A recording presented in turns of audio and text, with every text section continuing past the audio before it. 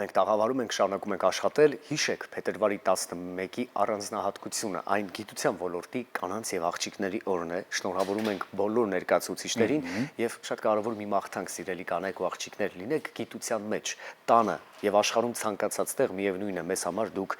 իդեալական կերպար եք ու մարմնացում ամենանուրբ ու քնքուշ էակի, այնպես որ եղեք միշտ հմայիչ ու քնքուշ հատկապես գիտության ոլորտում ՄԱԿ-ի գլխավոր ասամբլեայի շնորհիվ 2015 թվականի դեկտեմբերի 22-ի բանաձևով տոնը նշվում է 2016 թվականից եւ ունի շատ կարեւոր նպատակներ։ Խնդրեմ ներկայացնես գեղեցիկներին, հետո Այո, մեր հյուրերն են Երևանի Պետական Համալսարանի շարունակական կրթության կենտրոնի տնօրեն Լուսինե Խառատյան եւ Երևանի Պետական Համալսարանի ֆարմացիայի ինստիտուտի տնօրեն Աննա Մկրտչյան։ Բարի լույս։ Բարի լույս։ Շատ ուրախ ենք օրը սկսել ձեզ հետ։ Եկեք խոսենք կանանց ու աղջիկների գիտության ոլորտում այս միջազգային օրվա նշանակության մասին։ Փոքր այսպես փակագծերը բացելով զրուցենք։ Շնորհակալություն հավերի համար, ուղղակի չեմ կարող չանդրադառնալ ձեր ողջույնի խոսքին, նախքան մեր բուն թեմային անցնելը։ Շատ հետաքրքիր է այսպես ստացվեց, որ դուք միանգամից, չգիտեմ, գեղեցկության, նրբության եւ քնքշության վրա ուշադրությունը գրավեցիք։ Մինչդեռ այս տոնը հենց այն մասին է, որ դրանք կանանց միակ հատկանիշները չեն, որոնք պետք է այսպես հիշել, տոնել եւ այլն, ու տոնի հիմնական իմաստն այն է, որ անկախ մեր տարբերություններից մենք հավասար ենք եւ պետք է ունենանք հավասար հնարավորություններ զբաղվելու նրանով, ինչ ուզում ենք։ Այնպես որ այսպես շարունակաբար այդ հնուց եկած ավանդույթը մարտի 8-ը շնորհավորելու որպես գեղեցկության տոն կամ կանանց ճանաչելու որպես գեղեցիկ ու քնքուշ էակ, կարծես թե այդքան էլ համահունչ չէ այս տոնի հիմնական։ Բայց պետք է համոզված ասել, որ քնքշության ու նրբության ետևում է թաքնված մեծ ուժը, այո։ Ուղղակի ոնց է տոնի, քանի որ հարցը տոնի մասին էր, ուզեցի մի քիչ անդրադառնալ բովանդակությանը։ Ամեն դեպքում շատ շնորհակալ ենք, որ այսօր մենք հնարավորություն ունենք խոսելու այս միջոցառման մասին։ Փետրվարի 11-ը դուք արդեն ասացիք, որ ՄԱԿ-ը հռչակել է գիտության ոլորտում կանանց եւ աղջիկների միջազգային օր,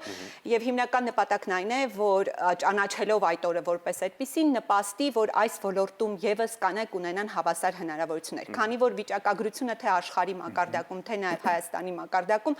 այնպիսին է, որ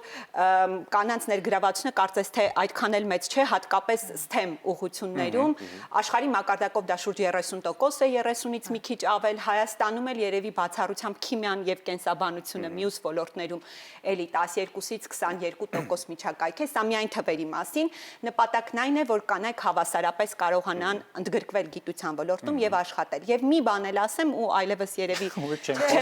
բայց ուզում եմ ասել, որ փետրվարի 11-ը այս տարի Երևանի Պետական Համալսարանը նշում է շատ մեծ միջոցառմամբ, Գերմանիայի կառավարության ֆինանսական օժանդակությամբ է կազմակերպվում այս միջոցառումը եւ սա կարծես թե մեկնարկն է մի ավելի մեծ ծրագրի, որի շրջանակներում մենք նախատեսում ենք շատ տարբեր այլ միջոցառումներ, որոնք ուղղված են գիտության ոլորտում կանանց դերի մեծացմանը եւ նաեւ այս խնդրի շուրջ այսպես հանրային տեղեկացվածության բարձրացմանը։ Այսօր ԵՊՀ-ում մենք ունենալու ենք պանելային քննարկումներ, բայց նաև հնարավորություն է, որ դպրոցներից ունենանք մեծ թվով այցելուներ, որոնք հնարավորություն կունենան ԵՊՀ լաբորատորիաներում իրենց ձեռքերով ինչ-որ փորձեր անել, որովհետև հենց այդ փորձերն են, որ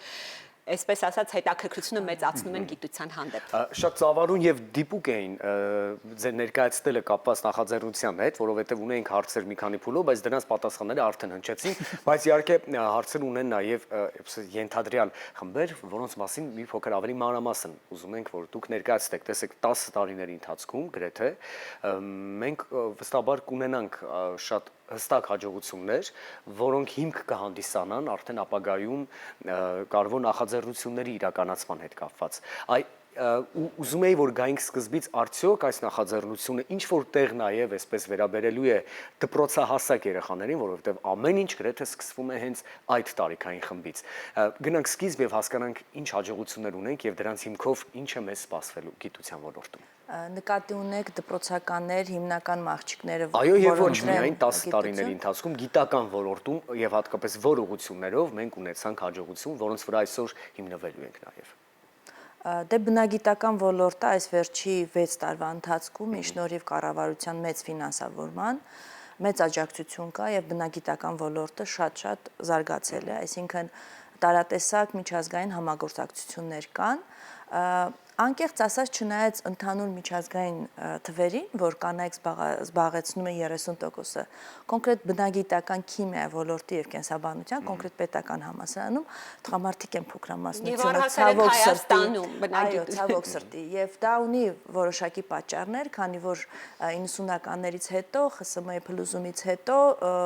գիտնականը այդպես լավ աշխատավարձ չէր ստանում եւ տղամարդը պետք է ընտանիք պահեր եւ դուրս էր գալի գիտությունից, իսկ կինը որպես հավատարիմ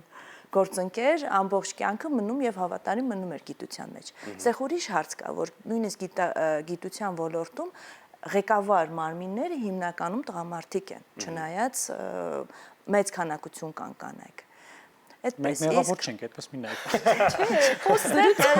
Բնությունն է այդպես գծել։ Այ ամեն ինչ բնության վրա գծելն է։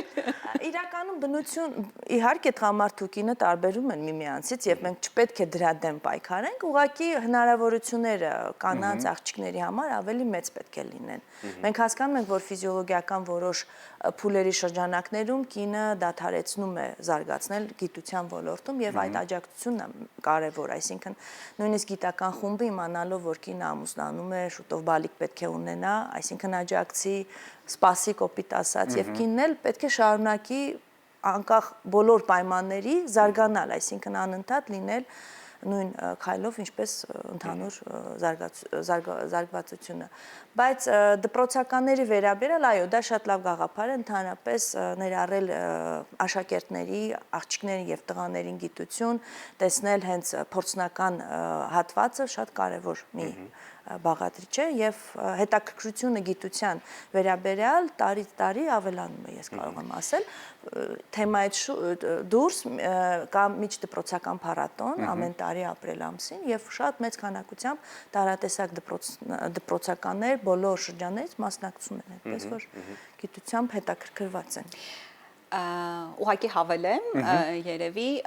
այո, մենք էլ ենք տեսնում, որ հետաքրքրվածությունը մեծանում է, նաև պայմանավորված նրանով, որ տեսնում են, որ այդտեղ էլ է հնարավոր աշխատանք գտնել, որը նաև կօգնի այսինքն եկամուտների առումով այդքան էլ քիչ չի լինի եկամուտը, քան նախկինում մարդիկ ենթադրում էին եւ իրոք այդպես էր, նաեւ մեր տնտեսական եւ սոցիալական պայմաններից ելնելով, այնպես որ դրանով էլ է պայմանավորված, որ արդեն շատ ավելի մեծ հետաքրքրություն ենք տեսնում նաեւ այս ոլորտում, բայց ուղղակի քանի որ հարցը բնությանն առնչվեց, այո, բնությունը բոլորիս տարբեր է ստեղծել, բայց դա չի նշանակում, որ տարբեր լինելով հավասար հնարավորություններ չպետք է ունենանք։ Եվ այստեղ իհարկե որքան էլ ասենք, որ բնությունը տարբեր է ստեղծել, չպետք է մոռանանք, որ մինչև 20-րդ դարը ներառյալ կանայք աշխարհի մեծ մասում կրթվելու հնարավորություն չեն ունեցել։ Այսինքն բնությունից զատ գոյություն ունի հասարակություն, գոյություն ունեն սոցիալական նորմեր, գոյություն ունի քաղաքականություն, որը կարող է կամ նպաստել, որ կանայք ունենան հավասար հնարավորություններ, կամ կարող է չնպաստել այդ նման հավասար հնարավորությունների գոյությանը։ Այնպես որ անընդհատ ամեն ինչ բնության վրա գցելն էլ կարծում եմ Բայց ձեր կարծիքով եթե այդ հավասարությունը լինի։ Այո, հավասարապես կտես տղամարդկանց ու կանանց մեջ եթե լինում է հավասարություն գործի բնույթով, դա տալու է իր դրական ու իր լավ պրոդուկտը, հա։ Այո, որովհետև ընդհանրապես մենք տարբեր ենք տեսնում, որովհետև տարբեր ենք, բնությունը մեզ տարբեր է ստեղծել, եթե այսպես ասենք, նույն խնդրի լուծումը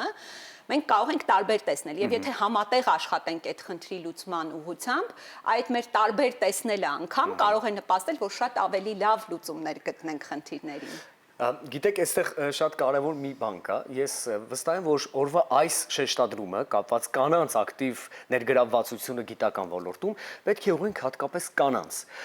որովհետև նրանց պետք է պարզապես շարժառիթ հանդիսանա այս ցանկությունը, մոտիվացիան, որ իրենք լինեն գիտական ոլորտում։ Այ հիմա մենք ունենք մեզ շրջապատող շատ տղամարդիկ, հանձին մեր օպերատորների, թույլ տվեք հարցազրույցից հետո նրանց սոցիալական հարցում անենք եւ հասկանանք ի վերջո, արդյոք տղամարդկանցից որևէ մեկը կարգելի իր կնոջը կամ իր սիրելիին ակտիվ զբաղված լինել գիտական ոլորտում։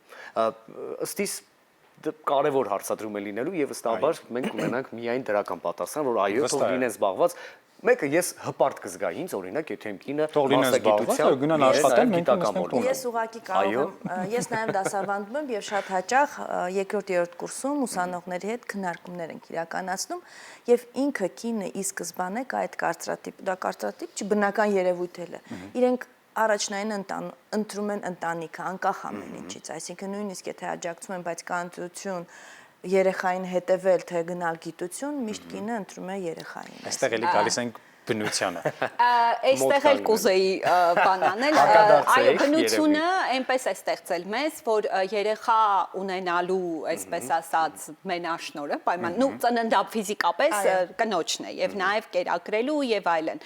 Բայց դրանից զատ չպետք է մոռանալ, որ բացի բնությունից այնուամենայնիվ կա հասարակություն եւ կան սոցիալական նորմեր ու պայմաններ, որոնք նաև պարտադրում են ելնելով այն հանգամանքից, որ բնությունն այդպիսին է մեզ ստեղծել, որ կինը շատ ավելի սահմանափակ այսինքն այն, որ կինը մտածում է, որ դա ի բնե իրեն է տրված եւ այդպիսի ընտրություն է կատարում, դա պարտադիր չէ, որ բնության կողմից եկած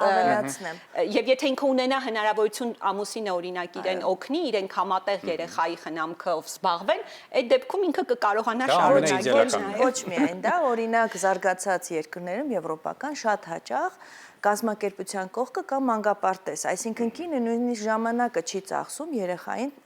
մանկապարտեզ տանելու եւ երբ որ պետք է պարբերաբար կարող է մոտենալ եւ բալիկի հետ շփվել։ Դա էլ է, այսինքն հնարավորություններն են աջակցում, որպեսզի կինը ամբողջությամբ կարողանա զբաղվել գիտությամբ։ Ես շատ ուրախ եմ, որ մեր զրույցը նաև ունենում է այսպես հոգեբանական հետաքրքիր շեշտադրում, բայց հիմա վերադառնանք արդեն այսօրվան, մի քիչ ավելի մանրամասն ներկայացրեք, թե ինչ միջոցառում է մեզ սպասում այսօր բոլորիս, շատ կարևոր, եւ նաև կցանկանայի, եթե իհարկե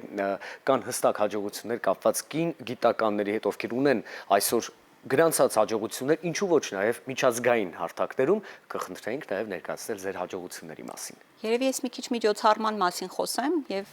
հասկացանք, որ լինելու են պանելային քննարկումներ եւ ուրեմն այսօր մենք ժամը 11-ից սկսած մեր դռները բաց են լինելու տարբեր